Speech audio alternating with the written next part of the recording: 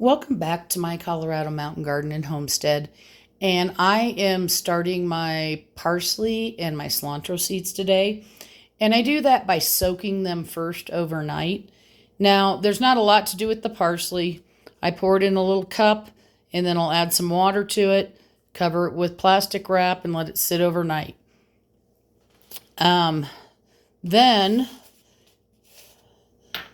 tomorrow, and I'll be doing the same thing as far as the soil for the cilantro, but there's one extra step for the cilantro seeds.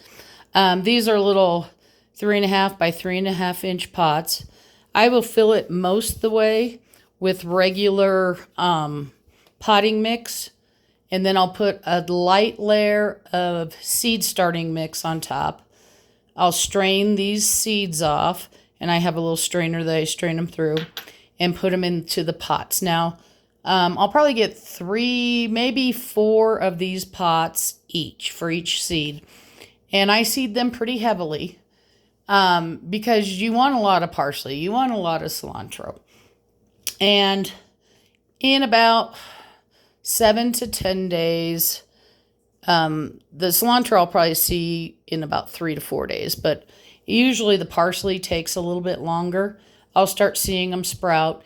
They will be going on the heat mat just for a short time under a dome. So these containers will be, I'll have the heat mat, and then I'll have a big tray that these fit in and a dome over them.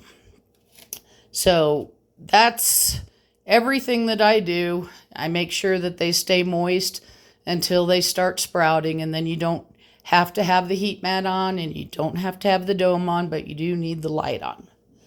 Now, cilantro seeds are a little bit, I won't even say trickier. You can plant your cilantro seeds just like this.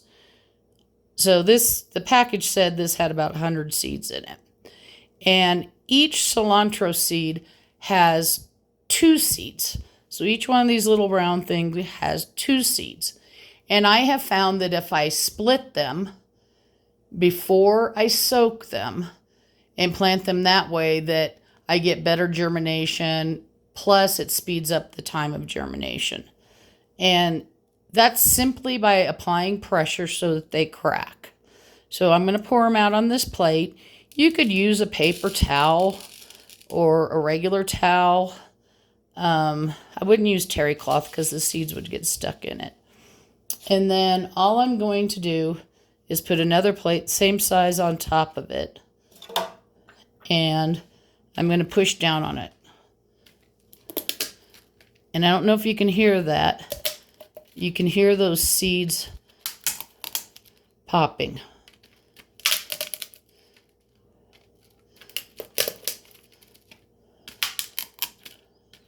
And you don't need to apply a ton of pressure.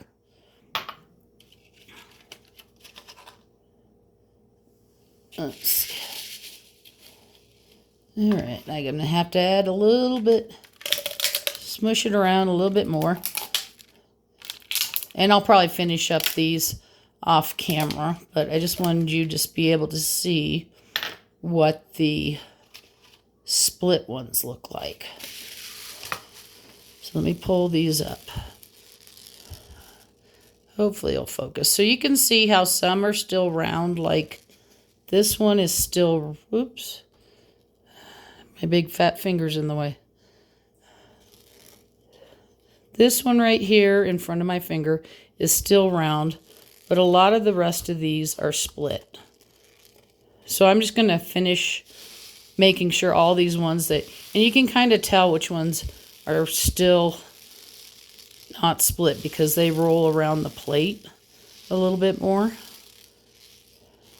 So again, every cilantro seed has 2 seeds in it. And again, you don't have to do this. This is what I do. You don't have to soak them. You can put them directly in soil. This is what I have the best luck with. I thought I had another package of the cilantro, but I didn't, so I had to order some more. This is slow bolt, which means it's not going to flower as quickly. And that works the best for me. Now, cilantro likes the cool weather, but it doesn't like a freeze. So even after I put them in these pots and it gets big enough, I still have to wait till I don't think there's going to be a freeze, or I'm going to have a way to cover it. Parsley hates the cold. It would rather be warm, so they'll go out a little bit later. The reason why I choose to use these and fill it up with potting soil and then a little bit of seed starting mix is because I don't want to have to transplant these from small seed cells. It's kind of a pain, and you can skip that process.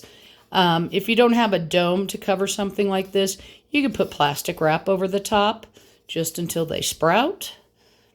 If you have any questions, just let me know. And I'm not sure if I'll have a video on me putting these in soil tomorrow. I got quite a few things to do, but if I have time, I will.